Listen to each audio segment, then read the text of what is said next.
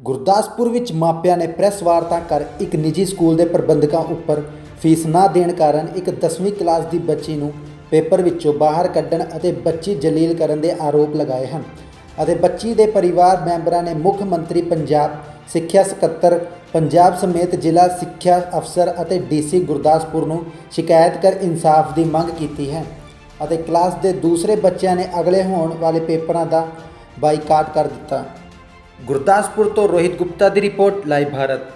Sir ये है कि मेरी बेटी 10th क्लास में पढ़ रही है DPS ਤੇ ਉੱਥੇ ਉਹਦੇ ਨਾਲ RTE ਦਾ ਕਾਨ ਕੀਤਾ ਗਿਆ, ਰਾਈਟ ਟੂ ਐਜੂਕੇਸ਼ਨ ਦਾ ਕਾਨ ਕੀਤਾ ਗਿਆ। ਕਾਨ ਕਿਸ ਤਰ੍ਹਾਂ ਕੀਤਾ ਗਿਆ ਕਿ ਮੇਰੀ ਬੇਟੀ ਉੱਥੇ ਪੇਪਰ ਦੇ ਰਹੀ ਸੀ ਤੇ ਉੱਥੋਂ ਦੇ ਜਿਹੜੇ ਚੇਅਰਪਰਸਨ ਮੈਮ ਨੇ ਉਹ ਆਏ ਨੇ, ਉਹ ਆ ਕੇ ਮੇਰੀ ਬੇਟੀ ਦਾ ਪੇਪਰ ਖੋਇਆ, ਪੇਪਰ ਖੋ ਕੇ ਉਹਨੂੰ ਇਨਸਲਟ ਕੀਤਾ ਔਰ ਉਹਨੂੰ ਆਹ ਅਲਫਾਜ਼ ਯੂਜ਼ ਕੀਤੇ ਕਿ ਤੇਰਾ ਕਸੂਰ ਇਹ ਹੈ ਕਿ ਤੂੰ ਉਸ ਘਰ ਵਿੱਚ ਬੋਰਨ ਹੋਈ ਹੈ। ਤੇ ਉਸ ਤੋਂ ਬਾਅਦ ਮੇਰੀ ਬੇਟੀ ਦਾ ਮੈਨੂੰ ਫੋਨ ਆਇਆ, ਆਪਾਂ ਗਏ, ਆਪਾਂ ਪੇਰੈਂਟਸ ਗਏ ਉੱਥੇ, ਕੌਸ਼ਲ ਮੈਮ ਨਾਲ ਗੱਲ ਕੀਤੀ।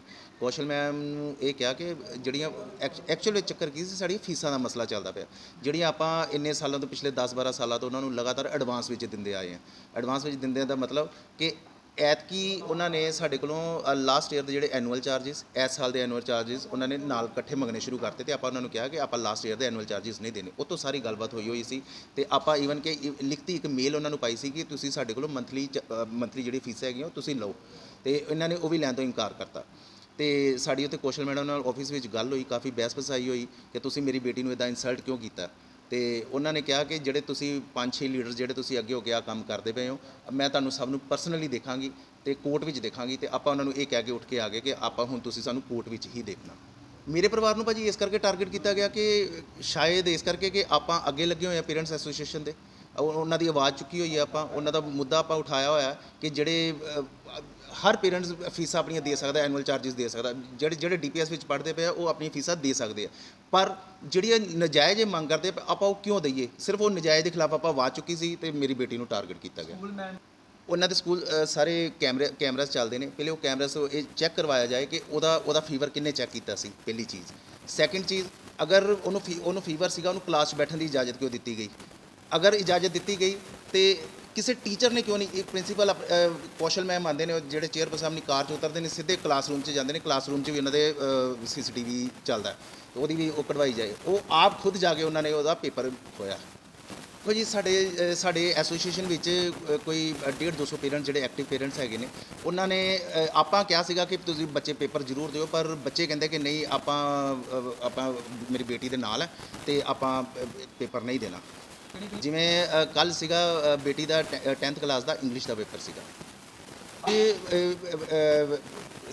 ਸਾਇੰਸ ਦਾ ਪੇਪਰ ਸੀਗਾ ਸ਼ਾਇਦ, ਤੇ ਉਹ ਪੇपर ਸੀਗਾ ਉਹ। देखिए, as for yesterday Ishika 101 temperature के साथ स्कूल में आई है।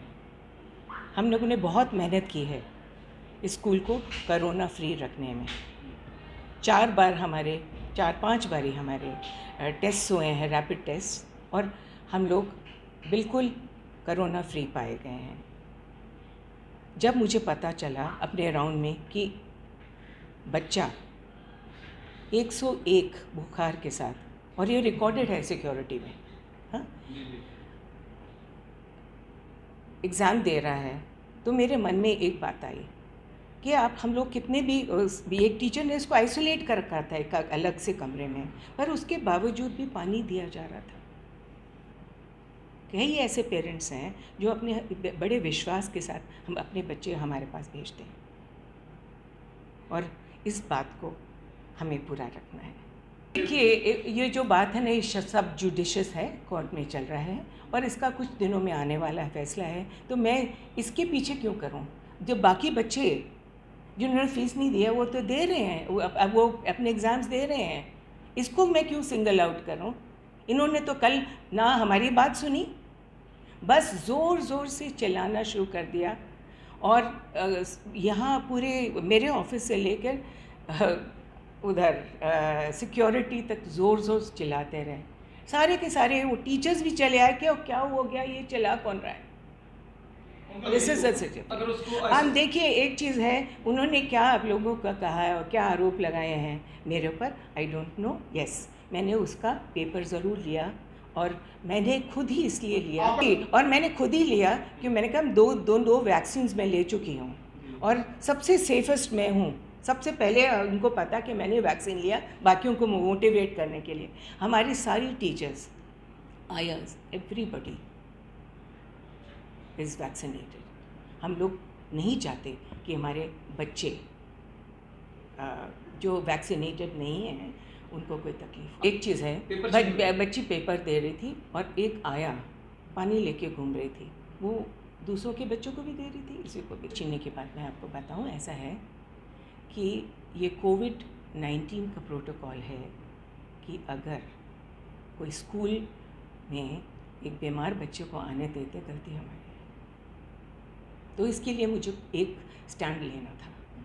अभी तो मैं नहीं कह सकती कि मैंने क्या कहा क्या नहीं कहा, पर मैं एक चीज़, मुझे उस टाइम ये उचित लगा कि मैं पेपर ले लूँ और लड़की को, कि माँ बाप को, क्योंकि साथ में एक सर्वेंट आया हुआ था, कि इनके पेरेंट्स को समझा दूँ कि अरे क्या ऐसी मुश्किल है आपको कि एक पेरेंट्स होने के नाते बीमार बच्चे को आप एग्ज़ाम दे रहे हो। ये आरोप झूठे हैं। ਮਸਲਾ ਇਹਨਾਂ ਦੇ ਨਾਲ ਸਾਡਾ ਹੋਇਆ ਸੀ ਐਨੂਅਲ ਚਾਰजेस ਨੂੰ ਲੈ ਕੇ। ਮਤਲਬ ਐਨੂਅਲ ਚਾਰजेस ਇਹਨਾਂ ਨੇ ਕੀਤਾ ਕੀ ਸੀ ਕਿ ਐਤਕੀ ਜਦੋਂ ਨਵੀਆਂ ਐਡਮਿਸ਼ਨਸ ਲਈਆਂ ਨਾ, ਨਿਊ ਐਡਮਿਸ਼ਨਸ ਲਈਆਂ, ਉਦੋਂ ਇਹਨਾਂ ਨੇ ਕੁਝ ਨਹੀਂ ਦੱਸਿਆ ਸਾਨੂੰ ਕਿ ਲਾਸਟ ਈਅਰ ਦੇ ਐਨੂਅਲ ਚਾਰजेस ਲੈਣੇ ਆ ਨਹੀਂ ਲੈਣੇ ਆ। 1 ਮਹੀਨੇ ਬਾਅਦ ਇਹਨਾਂ ਨੇ ਸਾਨੂੰ ਫੀਸ ਬੁਕਲੇਟਸ ਦਿੱਤੀਆਂ ਨੇ ਜਿਸ 'ਚ ਲਾਸਟ ਈਅਰ ਦੇ ਐਨੂਅਲ ਚਾਰਜ ਪਾਏ ਨੇ, ਲਾਸਟ ਈਅਰ ਦੇ ਪਾਏ ਨੇ, ਇਸ ਸਾਲ ਦੇ ਪੂਰੇ ਪਾਏ ਨੇ। ਫੀਸ 6% ਵਧਾਤੀ ਜਿਹੜੀ ਕੋਵਿਡ ਕੰਡੀਸ਼ਨ ਦੇ ਵਿੱਚ ਨਹੀਂ ਸੀ ਵਧਾ ਸਕਦੀ, ਗਵਰਨਮੈਂਟ ਦੇ ਆਰਡਰ ਸੀ। ਤੇ ਐਨੂਅਲ ਚਾਰਜ ਦੇ ਰਿਗਾਰਡਿੰਗ ਵੀ ਆਰਡਰ ਸੀ, ਪੰਜਾਬ ਦੇ ਵਿੱਚ ਇੰਪਲੀਮੈਂਟ ਨਹੀਂ ਹੈ ਜਿਹੜੇ ਆਰਡਰ ਇਹ ਲਗਾਉਂਦੇ ਨੇ।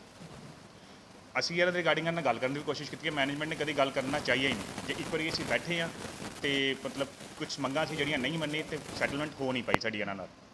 ਇਸ ਤੋਂ ਇਲਾਵਾ ਜੇ ਐਨੂਅਲ ਚਾਰਜ ਛੱਡਣ ਦੀ ਗੱਲ ਕਰਦੇ ਸੀ ਲਾਸਟ ਈਅਰ ਦੇ, ਤੇ ਉਹ ਵੀ ਬੜੇ ਕੰਡੀਸ਼ਨਲ ਜੇ ਸੀ ਕਿ ਮੈਨੂੰ 1 ਦਿਨ ਦੇ ਵਿੱਚ ਪੈਸੇ ਦਿਓ, ਜਿਹੜੇ 3 ਬੱਚੇ ਨੂੰ ਕਿਵੇਂ ਦੇਗਾ। ਅਸੀਂ ਹੋਰ ਤੇ ਰਿਗਾਰਡਿੰਗ ਪਲੱਸ ਸਾਡਾ ਕਹਿੰਦਾ ਤੇ ਐਜੂਕੇਸ਼ਨ ਸੀ ਬੁੱਕਸ ਦੇ ਰਿਗਾਰਡਿੰਗ, ਬੁੱਕਸ ਸਕੂਲੋਂ ਦਿੰਦੇ ਨੇ, ਮਤਲਬ ਸਾਨੂੰ ਕਿਤੋਂ ਨਹੀਂ ਮਿਲਦੀਆਂ, ਸਕੂਲੋਂ ਹੀ ਲੈਣੀਆਂ ਪੈਂਦੀਆਂ ਨੇ ਤੇ ਬਹੁਤ ਜ਼ਿਆਦਾ ਰੇਟ 'ਤੇ ਮਿਲਦੀਆਂ ਨੇ।